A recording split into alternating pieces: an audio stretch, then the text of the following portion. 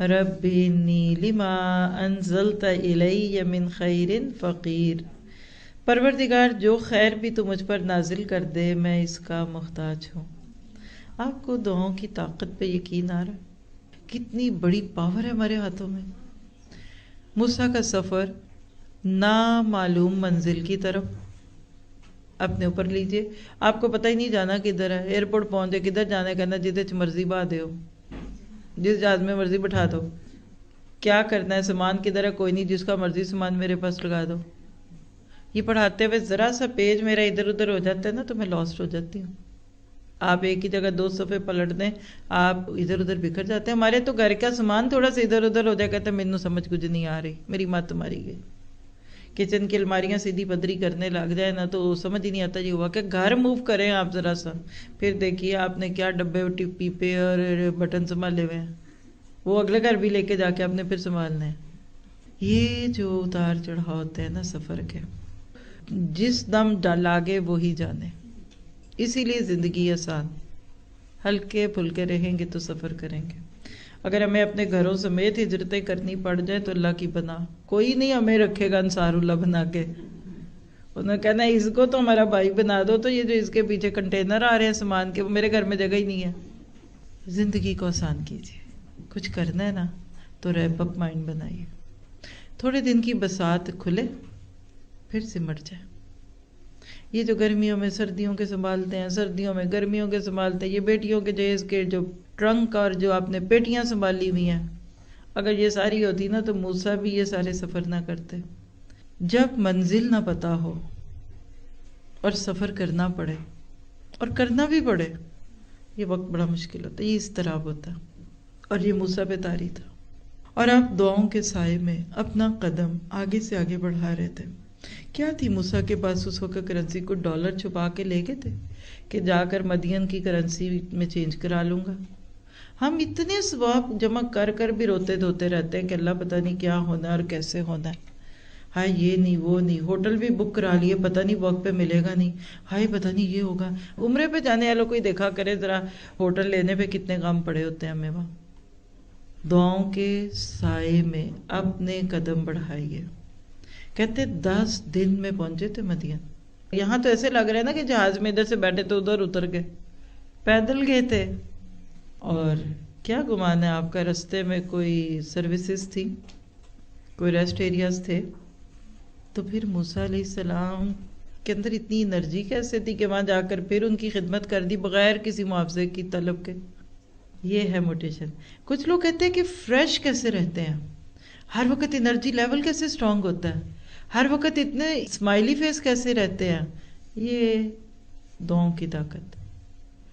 اللہم لا سہل الا ما جعلتہ سہلا وانت تجعل الحزن سہلا اذا شئت۔ کمزوروں کی مدد کا جذبہ یہ بندے کو طاقتور بنا دیتا ہے۔ کیسے اللہ سیڑھیاں بن گیا، حالات کو اللہ نے سیڑھیاں بنا دیا کہ لڑکیوں کی مدد کی تھی ود آؤٹ اینی لالچ، کوئی بھاؤ تاؤ تھوڑی ہوئے تھے، لیکن اللہ نے وہ ایک ایسی خوبصورت زندگی کا ذریعہ بنا دیا کہ جس میں سے وہ ایک نیک بزرگ بھی مل گئے اور پیچھے سے قربت بھی نکل آئی اور شادی بھی ہو گئی۔ ربی انی لما انزلت الی من خیر، ہم بس اتنا کہتے ہیں، فقیر نہیں کہتے۔ میں فقیر بنوں؟ میں کوئی نہیں فقیر فقور، دے دے تو دے دے، اللہ نہیں دے گا آپ کو۔ یہ دعا بتاتی ہے کہ ایسے وقت میں مومن کا حال کیا ہوتا ہے کہ اپنا سارا معاملہ اللہ کے آگے ڈال دیتا ہے۔ اس کو یقین ہوتا ہے کہ بندے کو جو ملتا ہے نا وہ رب سے ملتا ہے، اور خیر وہی ہے جو رب کی طرف سے ملے۔ غیروں کے در نہیں کھٹکھٹاتا کہ تم بھی دے دو تو مجھے یہ بھی کر دو تو وہ بھی کر دوں۔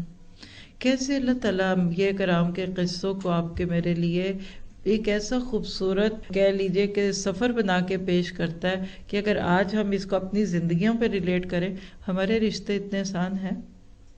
موسیٰ کے اوپر قتل کا الزام، اللیگل انٹری، پکے کاغذ کوئی نہیں، پتہ نہیں پاسپورٹ بھی تھا کہ نہیں آج کی زبان میں، نہ ان کے ساتھ سابقے، نہ لاقے، نہ گاڑی، نہ گھر، نہ بار، اور ایک باپ اس کی شرافت اور اس کی امانت دیکھ کر بیٹی کو اس کے ہاتھ میں دیتا ہے. یہ کرنا پڑے گا آپ کو. جب تک آپ اپنی بیٹیوں کے رشتے اس کرائیٹیرین پہ نہیں لائیں گے آپ کو اچھے داماد نہیں ملیں گے. معذرت کے ساتھ بعد میں نہ دوسری باتیں کریں. پھر ہماری اگلی مجبوریاں شروع ہو جاتی ہیں. پہلے آپ نے کس کو ڈھونڈا؟ اس وقت تو آپ کے ذہن میں معیار ہی کوئی اور تھا. وہ تو کوئی ہینڈسم قسم کا داماد اور جو آپ کی بیٹی کو خوش رکھ سکے. اور آپ تو پہلے ساری سیکیورٹیز لینا چاہ رہے تھے کہ اچھا بیٹی کو ادھر کرو گے اور یہ دو گے اور یہ لوگے وہ لوگے. صرف 2 خوبیاں دیکھ کر ایک باپ بچی دے رہا ہے اور بچی مستقبل کے نبی کی بیوی بن رہی ہے. نسلوں سے اگر آپ نے دین کا کام لینا ہے تو اس کو کرنا پڑے گا.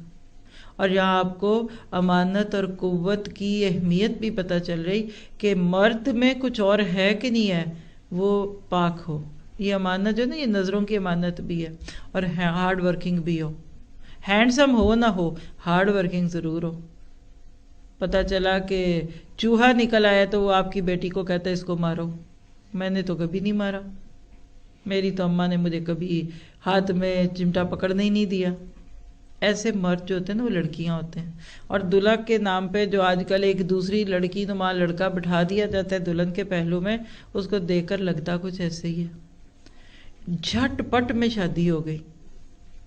آج ہمارا اضطراب کوئی دیکھے تو صحیح ہماری شادیوں کے موقع پہ، ان فنکشنوں کی ٹیک کیئر کے موقع پہ، ہالز کی سیٹنگ اور مہندی کے تھالوں کو سجاتے وقت جو مستر ہوتے ہیں نا، پھر کہتے ہیں جلدی سے دعا پڑھ لیں گے اللہم الیک اشکو ضعف قوتی وقلت ہیلتی. دعا تو یاد ہی نہیں ہوتی اس وقت.